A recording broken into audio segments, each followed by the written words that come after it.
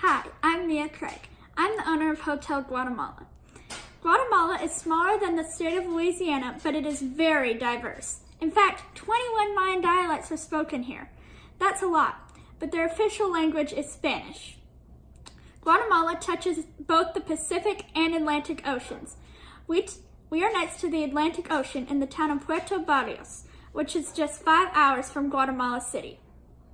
Guatemala is home to 30 volcanoes, out of which 3 are active, and is home to Lake Atitlan, the deepest lake in Central America and considered to be the most beautiful lake in the world. Wouldn't you want to visit there? Guatemala attracts 2 million tourists a year. Tourism is the second largest industry in Guatemala, and it employs 35% of the population. The largest industry in Guatemala is agriculture, and it employs 50% of the population. Guatemala is known for its coffee, bananas, sugarcane, textiles, and rich culture. Guatemala also has a very rich history. Humans date back to 12,000 BC, but I'm not expecting you to build a time machine. The Mayan civilizations date back to 600 BC. That's a long time ago, about 2,600 years. That's longer than I've been alive. The first chocolate bar was invented by the Mayans in Guatemala. While England came to America to get away, Spain came to Guatemala to expand. So there's a very strong European influence, which is why most people have a maid. I personally want a maid. Guatemala gained independence from Spain in 1821, just like many other countries in Central America.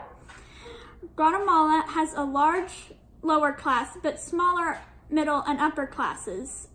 So the economy in Guatemala isn't too great.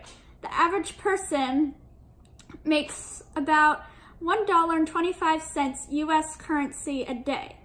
But with our local sale, you can stay at the Hotel Guatemala at a price that the average person in Guatemala can afford.